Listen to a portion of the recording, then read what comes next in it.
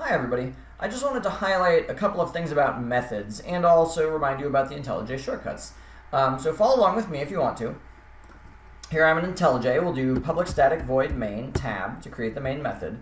The way that we've been creating methods recently is programming by intention. So I type the method as if it existed and then I create it afterwards. So for example, let's say I wanted to get a random integer between 1 and some maximum.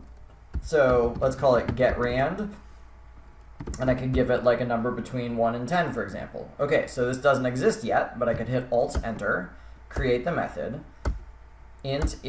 I don't want to call this I want to call it max.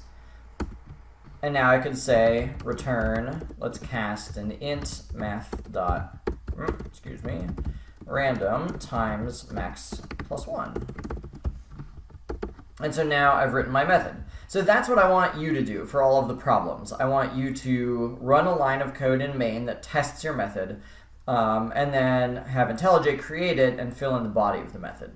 I can't actually tell if this has worked yet until I actually display the results. So S out tab and then N, and now I can run it and see what it does. Okay, so it's printed 1. That's not terribly helpful. Because I don't actually know if it's working correctly. And testing things properly is an important topic and a more complicated topic than it might appear. Actually, I already see a bug in it. Anyway, if you know what the bug is, you can fix it. Well, actually, I'll just go ahead and fix it now. So I want it to be 1 up to that. Is this what I want now? Yeah.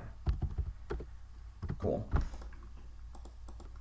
So the other thing I want to show you is that you can have your methods run other methods. So let's comment these out, which I can do by saying Control-Shift/. And now I want to say display countdown, where I'll give it a random, well, let's do this.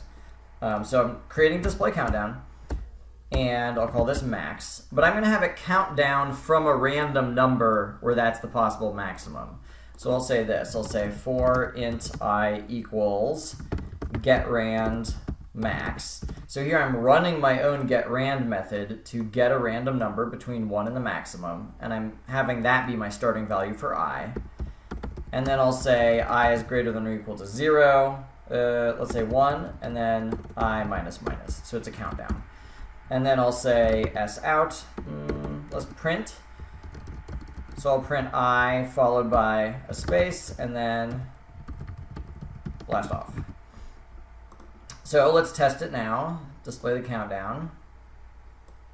So here it's 3, 2, 1 blast off, but then if I run it again, now it's all the way 10, 9, 8 down to blast off. So I'm getting random countdowns to blast off. Cool. One last thing that I want to show you is the difference between a method that displays something and a method that returns a string. So instead of display countdown, let's say that I wanted to get a string that is the same as the message that was displayed. So I'm going to call it get countdown string. So again, I'll Alt-Enter to create the method. I'll call this max.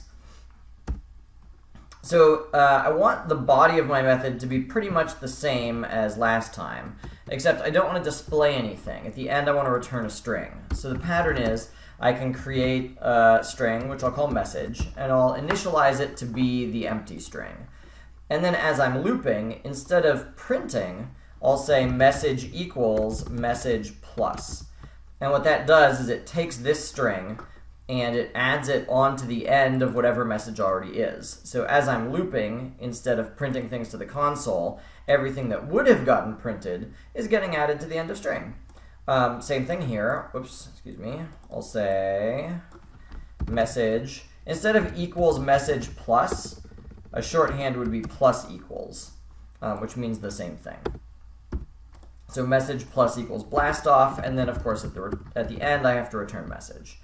So now, countdown string, if I run it, nothing gets displayed because I'm not actually printing anything anywhere.